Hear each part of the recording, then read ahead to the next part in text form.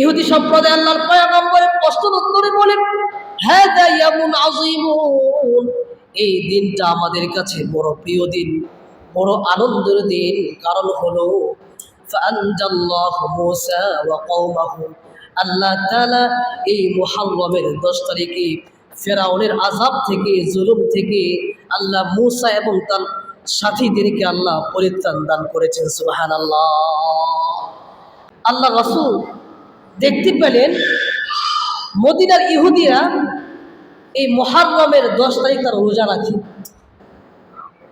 এই 10 তারিখকে তারা স্পেশালভাবে মূল্যায়ন করে। এজন্য আল্লাহ রাসূল তাদেরকে প্রশ্ন করেন।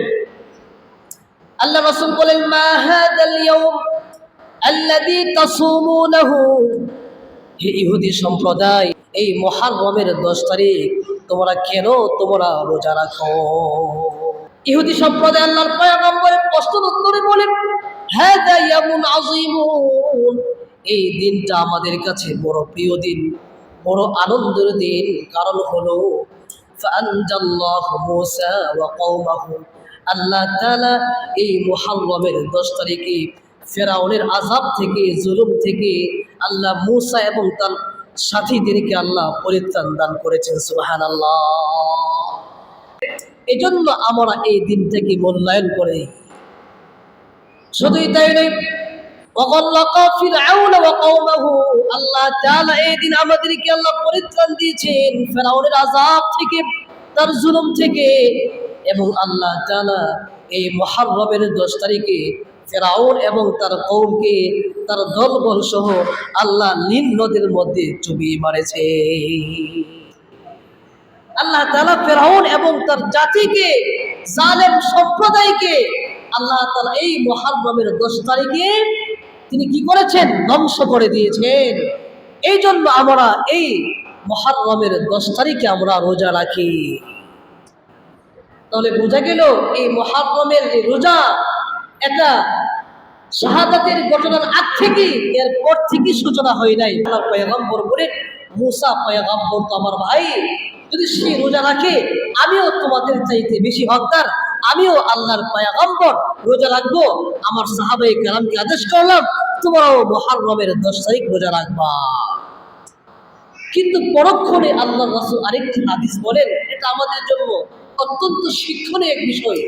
আল্লাহর পয়গম্বর বলেন, হে আমার উম্মত, সুমু ইয়াউমা আশুরা ওয়া খালিফু ফীহি আল-ইয়াহুদ, সুমু ক্বাবলাহু ইয়াওমা আও বা'দাহু ইয়াওমা। আল্লাহ রাসূল বলেন, হে আমার উম্মত, তোমরা তো মুহররমের রোজা রাখবা, কিন্তু লক্ষ্য রেখো দুটা রাখবা। ফাসুমুহু ইয়াউমা আশুরা ওয়া খালিফু ফীহি আল-ইয়াহুদ, ইহুদিরা রোজা রাখে একটি, আমরা রাখবো কয়টি বলেন? দুইটি। ক্বাবলাহু ইয়াওমা, আমরা রাখবো 9-10 অথবা 10-11, কারণ তারা রাখে 10, আমরা 10-এর সাথে আগে একটি মিলাবো অথবা পরে একটি মিলাবো। কারণ কোন মুসলমানের কোন ইবাদত যাতে, কোন মুসলমানের কোন কৃষ্টি কালচার, কোন আচরণ, কোন রীতি, কোন আদর্শ মুসলমান কাফেরের সাথে তো মিলবেই না।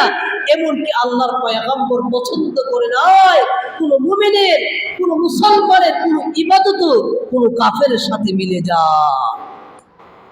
এখানে শিক্ষণীয় ভাই ও আমার মা বোনেরা শুনেন, যেই পয়গম্বর কোন ইবাদত কাফেরের সাথে মিলে যায় এটা পছন্দ করে নাই, তাহলে যেই বিষয়গুলা আমাদের জন্ম থেকে নিয়ে মৃত্যু পর্যন্ত অধিকাংশ বিষয়, আজকে আমি মুসলমান নামদারি, আমি আশিকে রাসূল দাবি করি, অথচ আমার A to Z আমার জীবনের 100 থেকে 80% কাজই কাফেরের সাথে মিলে যায়। নাউজুবিল্লাহ বলে।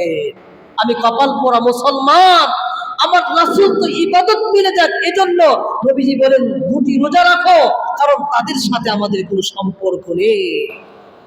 আজকে সেই রাসূলের উম্মত হয়ে আজকে আমি আশিক রাসূল পড়ি, নবীর প্রেমিক হিসেবে নিজেকে পরিচয় দেই, আমি কপাল পোড়া, আমি রাসূলের প্রকৃত আশিক এখনো হতে পারি নাই। দাবিদার হলেই তো হবে না, আমলের মাধ্যমে পয়গম্বরের প্রকৃত আশিক দাবি করতে হবে। ঠিক কিনা বলে?